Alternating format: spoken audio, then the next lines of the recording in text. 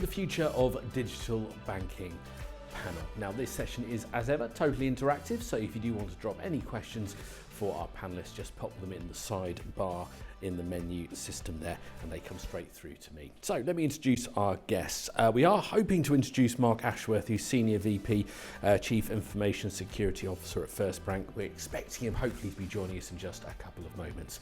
Also with us today, actually with us at the start of the call, Rukan Fasen, Founder and CEO at Information Banker, Sini Tatapudy, Vice President of Technology at Global Payments Inc., and Dennis Wakovitz, Director of Network APIs and Platforms at Verizon Business. Good to see you all. Thank you so much for joining us here at Fintech Live New York. How's everyone today?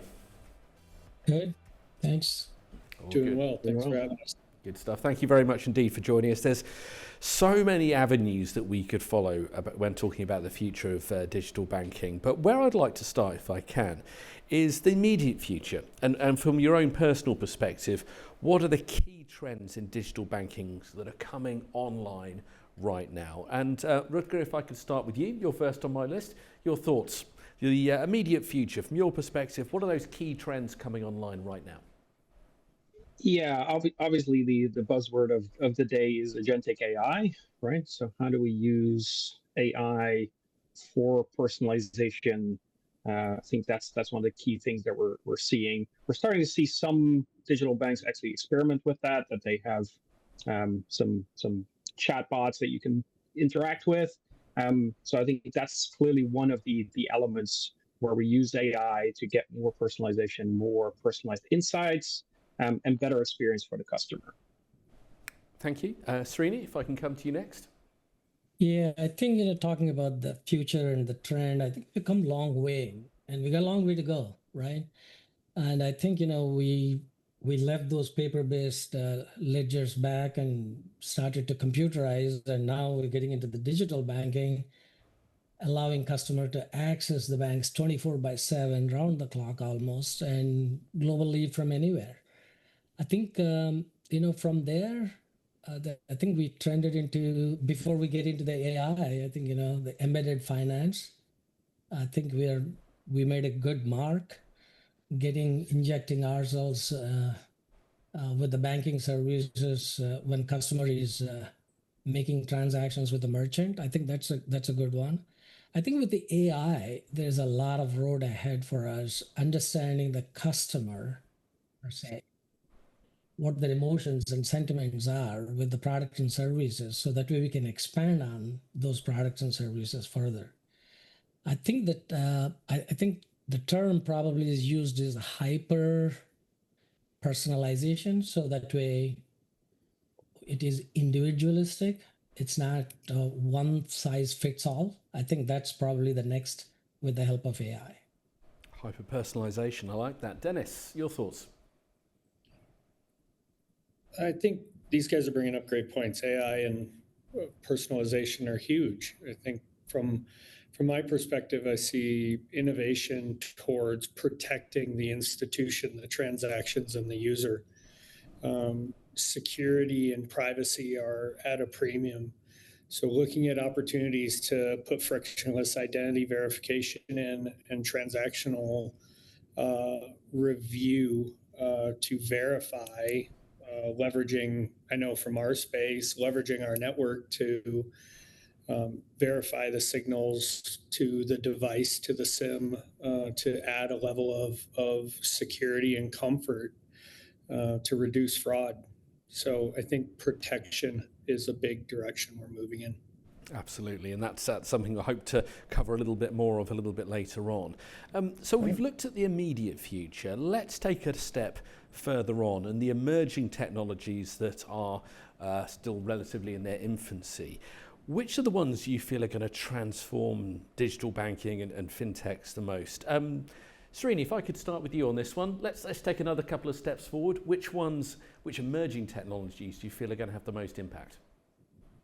I think, if I look at the whole banking, I think if I can use a number, right, 60 to 70% is all payments. And me coming from a payments company, I must say that. So the payments, is where, you want to pay the neighbor, or you want to pay the grass cutting guy, or you want to pay for your shirt that you're purchasing. It's payments, right? I think, right now the payments is got some delay. And I think real-time payments, I'm betting on it as emerging technology. That is a quick win, I think, and then drawing a line from there to AI, I think Internet of Things, wearables can play a good role in understanding the customer needs and getting ahead of in presenting, what other services they would like to avail from the banks. And then, of course, the AI. I mean, you can't forget. If I don't say AI 15 times in this call, I'm not there yet. So I think, those are the emerging technologies that come to mind immediately. Thank you very much. Dennis, your thoughts on emerging tech? Yeah, coming from the telcos, and if you talk about the US, there's three major telcos. There's a standardization of network APIs. It's called the Global Camara Initiative, which Verizon is part of its governing board. We think the biggest opportunity there is that all of the telcos are standardizing their solutions, allowing for the banking financial institutions, any transactional platform, to be able to easily connect with us to get deterministic identity signals. And what that is really just getting a deeper level of verification of a user. So I think that's a great emerging technology. It's going to allow for better user experience, better protection, more certainty. Thank you, Dennis. Rukan, I'll come to you next, and I think you're uniquely placed to talk about this, because I was talking to my colleague Lewis Thompson, the editor of Fintech magazine, about you and what you do, and the way he referred it to me is he's the guy who knows the tech you need, kind of thing. I'm sure if that is massively underselling what you do, but it's a short way to explain it. So for you, what are those emerging technologies that the ones that are exciting you, that you think are going to have the most impact? Yeah. I'll take two that were mentioned before, and I'll add one to it. So let's start with Agentic AI. I think it's currently used by financial services organizations, or starting to get used. I think we will see in the near future that every person has its own personal assistant, which is an agentic AI, right? So my personal AI agent is going to reach out for me, and not only right now as I use these LLMs to sort of say, hey, I'm making a trip to Italy, can you come up with an itinerary? In the future, what will actually happen is that I'll have my personal AI agent that will actually book the hotel, book the tickets, make reservations at the restaurant. So that, I think, is something that we should really get ready for, right? When individuals have agentic AI that will transact on their behalf. The other element that was mentioned is embedded finance. And I think we're starting to see more and more that financial services come at the point of service, at the point of need. So we're seeing everything being much more embedded, right? We traditionally have always sort of said, hey, I need to buy something. If I don't have the money for it, or I don't have the vehicle to do it, I need to go to a financial institution and then go back and then go actually consume. I think we're starting to see lending, payments, all being embedded at the point of need. And then probably the thing that I'm very excited about as well is blockchain, right? And how blockchain technology can be used in the future. Obviously, right now, one of the other hot buzzwords that we're seeing are stable coins, and they are really helping consumers make cross-border payments, for example, at a fraction of the cost, 24/7, 365. So that I think is going to be making things more global, faster, more seamless in the future. Absolutely, thank you very much indeed. Well, let's move on to a subject which always excites me next. I'm sorry, Dennis, I didn't come to you on that one, did I? I do apologise. Did I come to you on that question? It's been a long show already. I do apologize. It's been a very long show for me. I've got my order muddled up there, because where I want to go next is legacy technology, and this is always a favourite subject of mine, because so often you hear about organisations where they are existing with somewhere in their tech stack, they've got something which is no longer fit for purpose and could actually be holding them back. Let's look at the legacy technologies that are holding companies back from reaching their cutting edge innovation and products they could be reaching. Dennis, if I could start with you here, what are your thoughts on that? What are the legacy technologies that are holding people back? Yeah, I think it. When you think of it, there's a couple different items. There's the actual tech. So there's tech like OTP that's starting to the industry's moving beyond OTP for verification, and really what it is you're staying ahead of problem creators who are looking for ways to take advantage of transactions and folks. So I think legacy systems are associated in a fintech arena of tech debt. So I call it tech debt, or another term that I like to use is tech drag. I think you're slowing yourself down.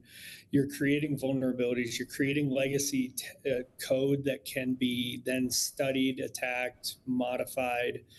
So being progressive, using new technologies can not only stay ahead, but it can also reduce someone's creative attacks and opportunities to impact negatively a transaction or an institution. I think they like in our case, network APIs, they can act as an intelligent overlay and provide real-time signals, and that's just staying ahead. So I think enabling and failing forward your teams will help reduce the legacy tech and the legacy pieces to just stay ahead. Thank you, Dennis. Rukan Fasen, I'll come to you next on that. Your thoughts on those legacy technologies that could be holding digital banking back? Yeah, so it depends a little bit on if it's truly new neobanks, right? They had the benefit of starting from scratch, but we're also still seeing a lot of traditional banks that are building on top of their existing architecture, and there's always a green screen somewhere in the back. And yeah, one of the biggest problems is still the core banking systems, right? They are still fairly inflexible, and you can put a nicer skin on it and make it look better, but obviously that is the thing that's holding you back. You really need to get to this sort of composable architecture, but that is very hard with these legacy systems. So that is, I think, the thing that's holding folks back most. The other thing I would say is this idea of sort of omni-channel. That's kind of like now the expectation from consumers, right? You can easily switch from your mobile device to the phone to on your computer to actually go into a branch, and those things have been built very much in silos. That's the other thing that I think a lot of organizations still need to take care of. Thank you. Srini, your thoughts on legacy tech? Yeah, there's quite a bit of legacy flavors in the banks, because banks have been using computers for almost 5 decades. So one thing that comes to mind is the core banking, right? The core banking itself is hosting terabytes of data about the customers and the whole processes. They're all monolithic. I would call them as barriers in terms of holding us up, but not blockers. I think the people have figured out. I think Dennis brought this up. This is a tech debt, right? You have to keep paying off, but it's a tech debt well balanced with the innovation, using some layering, strangling out layer by layer at a time, can take us to the next steps very easily. At some point, we need to start modernizing all this, but it has to be iterative. It can be lift and shift. Thank you. Let's move on to trust, which is something that's come up a fair few times during the show today about consumer trust and what digital banks need to do to build that trust in the future. I'd love to know all of your thoughts on that. Is it a security issue? Is it a customer experience issue? Is it another issue which I haven't raised? If I could start with you, Rutger, on this, what are your thoughts? Yeah, obviously, when it comes to people's money, it is very important that people trust you with that, right? I think people have been with banks for decades and centuries, and they've trusted them to keep their money safe. I think currently in the digital world, it sometimes feels a little bit more difficult to create that same trust because it's not as tangible. But I think what is very important is to show that you have really good sort of security measurements, because I think that's still the main thing where people lose trust, right? If you lose their money or you lose their information, that is very, very painful, and that can really lose the trust and it'll never come back. So I think that's something in this day and age, unfortunately, the bad guys are also using AI and new tools. So it is a constant sort of arms race to keep up with that, to make sure that we keep customers safe and can actually show that, right? To say, hey, we have protocols in place to keep your information and your money safe. Previous session, it's about that sort of AI arms race, I suppose, when it comes to security. Srini, your thoughts on customer trust, how digital banks can build that trust in the future? Yeah, the trust is something that once you lose, you lost it. So the trust, certainly security is the top of the line, but I think the transparency comes to mind, right? Keep it simple in terms of plain English or plain language, explaining the fees, be transparent with the time to execute, because you don't want to leave people hanging, not knowing what's happening. I think those two things come to mind when you are building the trust, and let them know time and again, reminding them that this is happening, like a pizza tracker, right? Hey, I sent it, you sent it, and we are processing it. We have sent it. Did you know that it is completed? So take it into various steps and build that trust. I think, the transparency comes to mind. Thank you. Dennis, your thoughts? Yeah, these guys are dead on with their thoughts and obviously expert analysis. I think just building on that, the user experience needs to be fairly frictionless. It needs to be invisible. It needs to be secure. And I think you have to shout it from the rooftop. You have to find creative ways to tell somebody, we got you covered. We're protecting your transaction without adding an inconvenience to them. So I think trust is built on feeling secure without being inconvenienced. So letting people know that, hey, we're going to use, like, from our perspective, from a telco perspective, and Verizon, we're trying to be as progressive as we can and leverage the security of our network. So enter your number in, do number verification, and we're going to verify your device in the background, which allows for a higher level of security, and there isn't a password, there isn't an OTP. And then being proactive in what you're doing to build on Srini's comments of transparency. We detected and stopped X from happening because we're thoroughly keeping an eye out for your betterment and your protection. So I think these guys have had great points. Just adding on to it, got to make sure it's frictionless, make sure it's secure, and you got to tell people how you're doing it. I love that point at the end, because for me, that doesn't happen enough necessarily. Too often, you almost just assume you've been protected, or maybe there was nothing to be protected from. If you don't know that you've been protected from something, you can almost take it for granted to a degree. To extend on your point there, that's a wonderful point, Dennis. Thank you. Yeah, I think it's education. It's simply saying this is a potential area where security can be a little iffy. We're doing this to protect you. So bear with us if we're adding a little friction, or understand if this looks easier, it's because we're using progressive technology to protect you. Absolutely, that is absolutely key, that communication. Let's get on to AI. We've touched it on a little bit a moment ago, and Srini, I'll start with you if I can. In your opinion, in what ways is AI changing that customer and consumer experience in digital banking for the better? Where do you think it's really helping and moving the needle? Yeah, the AI has so many use cases when it comes to customer experience. I think, Dennis brought up a good point, frictionless. And inadvertently we must be injecting friction, and knowing their sentiments using some sort of a machine learning with what they are saying on the social media is a big help.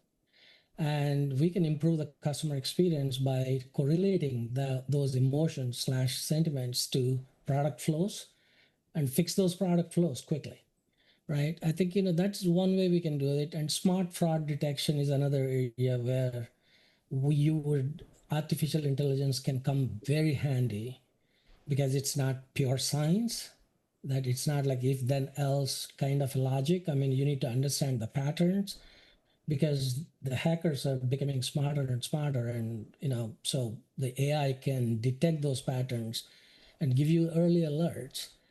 And I think anything that we can predict to stay ahead of the game, I think customer experience will get further better. Thank you. Dennis, I'll come to you next on that AI question. Yeah, AI thrives on high quality data, and that's changing what's happening, quality in, quality out. So I think one thing that AI is helping with, not only the output or what can you get out of AI, but what is AI causing? AI is causing better,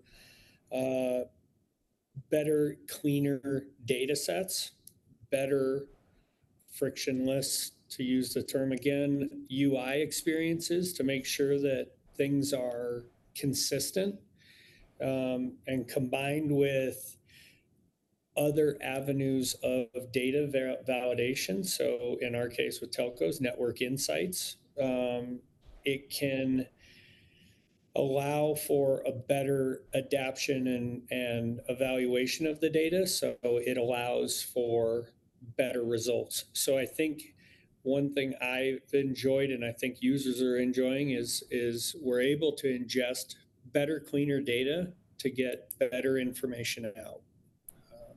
I think the FinTechs and banks can leverage that to clean up their own house, as well as leverage better tech and better tech data accessibility to just enhance what they're doing. Thank you. Rutger, I'll come to you last on this one. Yeah, I think the things that we're already seeing with generative AI is a lot better set of chatbots, right? So actually, if you have a question, I think people are getting more and more used to just go into a chatbot and sort of saying, hey, what is my routing number again? You don't need to go to the branch, or you don't need to call anyone for that. Like a chatbot can perfectly do that.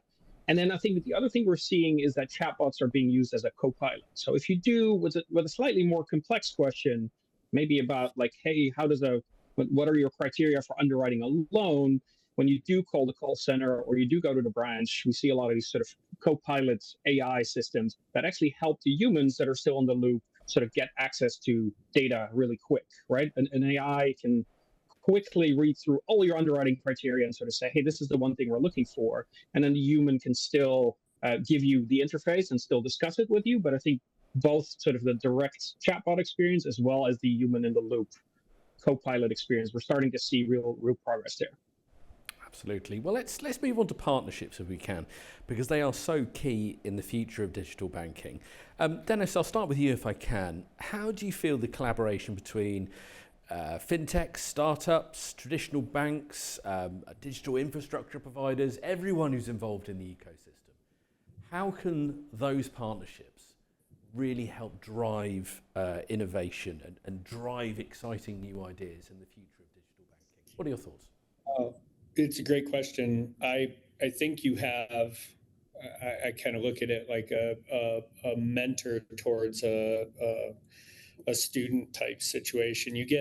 When you get some of the startups, what's great is you get the progressive technology, you get the excitement and development and maybe the appetite to use new innovative tech. So I think that's great. I think the industries and the banking institutions that have been around a while have a massive amount of experience. So combining the experience with the startups, as well as leveraging third parties like I would be a third party to leverage a telco to be able to get better network signals and data, to be able to combine and enhance what everyone's doing. I think you're going to see also in partnerships new security paradigms where you're just leveraging different tech to provide better security, either in account creation, authentication, or transaction. So I think I think the wise experience of the banks and what works and what doesn't and add in the progressive tech, you get a great collaborative environment that's going to move the industry forward positively.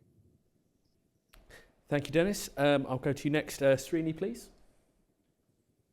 Yeah, there is certainly a lot of power with the partnerships. I think it's a shared expertise, right? I think, Dennis, you're covering that. For example, banks can bring the use cases and startups can bring the platforms, right? Because they move fast, they can scale fast, they can grow faster than banks. And those things can act as accelerators for banks in terms of the technology that they can offer. And that way you don't have to build it from scratch, and startups bring the platforms and banks use it with their use cases. So it's a shared expertise. Thank you. Rutger, come to you next on this. Yeah, this is right in my wheelhouse, because this is what I do. I connect fintechs to financial services executives. What I find that fintechs usually do really well is solve one use case really well, right? They get to focus on it, this sort of thing. This is one problem that we see, and we're putting all our resources on fixing it. And usually they come up with new and innovative ways to do that and do it really well, really customer focused. Now, that said, they're just focusing on one thing. And usually what you find with banks is that they focus on many things, right? It's always interesting to see when you have like new neobanks and they have just a savings account and go like, okay, yeah, it's very easy to run a platform with just one savings account on it. But now once you start also giving people credit cards and mortgages and auto loans and investments, now it gets much more complex, right? And I think that's what sort of the traditional financial institutions usually bring to the table, because they have been a little bit hamstrung by their legacy systems. They had to learn how to orchestrate better. And I think those two things, if you play them each to their strengths, where the bank knows how to orchestrate different things at the same time, but you take the power of the fintech that knows how to solve one thing, it can be really powerful, and it can really accelerate a bank or credit union to sort of say, hey, if we had to think about this one problem ourselves, it might take us way longer than this fintech that has already figured it out. So if we know how to integrate it and we know how to orchestrate, it can be super powerful. Yeah, I did have a feeling that question would be right up your street, Rutger. Let me move on to regulation quickly, because it's going to play a big part in the future of digital banking. And Srini, if I could start with you on this one. How do you see regulatory changes impacting the future of the development of digital banking? What are your thoughts? Yeah, one thing that's constant is change. Then, when you're global, and the banks are tending to be global, even if you're a neobank, because customer is traveling, and there are certain regulations that the transaction must adhere to. The regulatory changes, it requires its own sandbox for the technologists. So that way you put it through all the muster and make sure that you checked all the boxes. So that way the data is as per the GDPR and the limits on money movement to avoid any fraud, and there are KYC regulations that are differing from country to country. So we got to be careful how we are sharing the customer data over the internet. I think the regulatory changes are inevitable, and we must comply, and it must go through the sandbox in terms of technology. And I think it's going to be part of the DNA of the digital banking and the development of the digital banking. Srini, thank you very much. Rutger, I'll come to you next. Yeah, I think here I will bring back AI, because I think AI will really help us to adhere to new regulation, right? Because that can be the challenge sometimes with regulation, is that can be quite dense and lots of things that you need to adhere to. I think AI can be a great tool there to help us make sure that we're all in compliance. So I see that in the future, that AI will be used Now that said, there will also be some regulation on AI itself, which that's still an area where some countries and some regions have done more than others. That's obviously something that will still require a little bit more regulation there. Thank you, Dennis. I'll finish with you on the regulation question. You know, I meet with lawyers every day. I think, and I look at it as protection. I look at it as guidance and protection that just increases our ability to perform on behalf of our users. And I look at regulation in a very similar way. I think regulations necessitate more robust and reliable technology.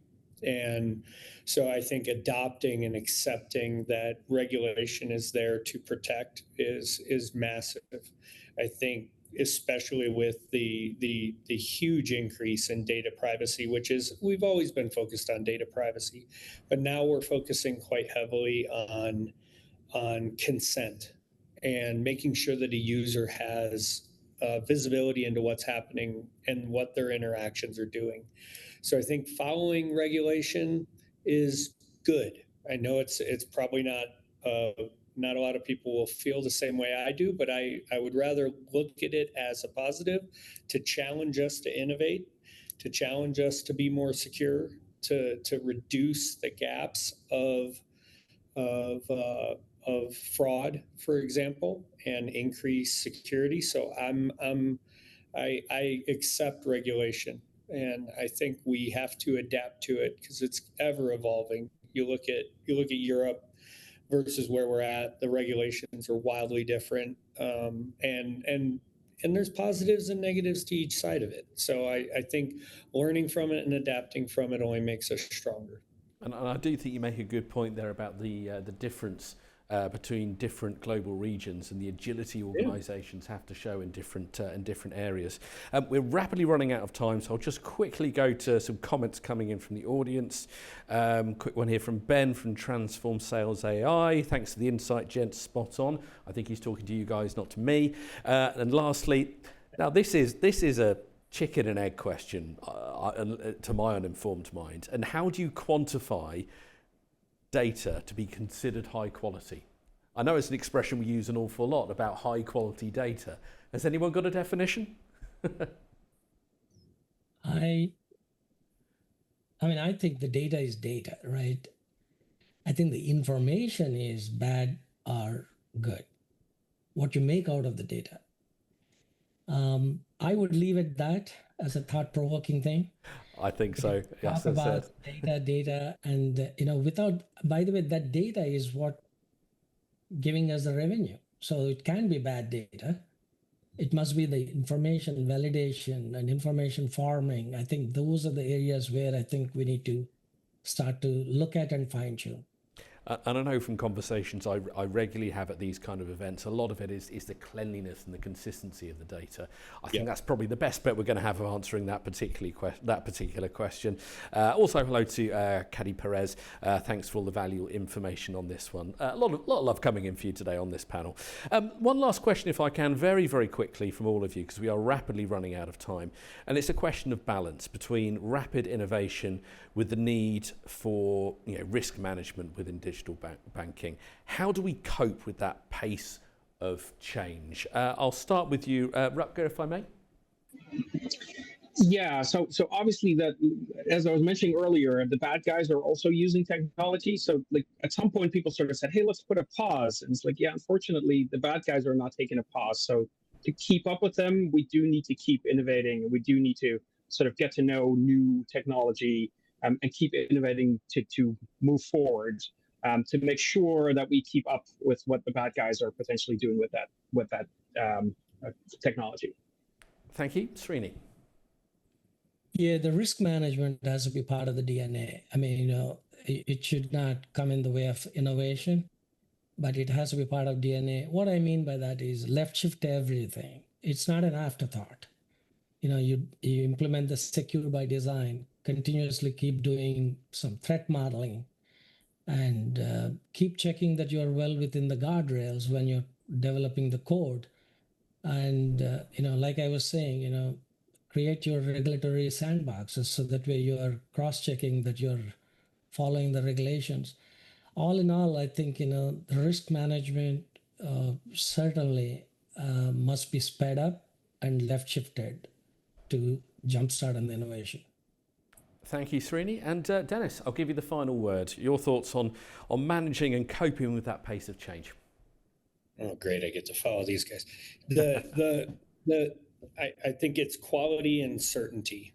I think if you look at quality, just building on what these guys were talking about in the past, but quality of your data, I think consistency of the data and how are you storing it? Is it protected in motion? Those things are a premium. So putting a strong focus on a very consistent user experience and what data, what exact data, and how are you collecting that data, storing it is huge. And then certainty is all about fraud mitigation and reducing bad actors. So as these guys have said, and Rutgers talked about a number of times with AI, bad guys are using AI. So we need to be more certain. So I think leveraging, if you think, challenge yourself to think about your solution and what level of certainty can I put into it. We all carry around a device. Can you hit, like, I know it's a little self-serving, you're hitting the telcos, but you're verifying that the person is who they are, the number is associated with the person, validated by that data, and that device is associated with that number and that person. It's just increasing certainty. So leveraging technology and proven technology to increase that will help you out. So yeah, quality and certainty. I think if you focus on those, you're going to win. And I think that's a fine way to round things up. Well, we are out of time, I'm afraid. So, Rukan, Srini, Dennis, thank you so much for joining us here at Fintech Live New York. Really enjoyed your company this afternoon, and we've had a wonderful reaction from the audience as well. So thank you so much for joining us.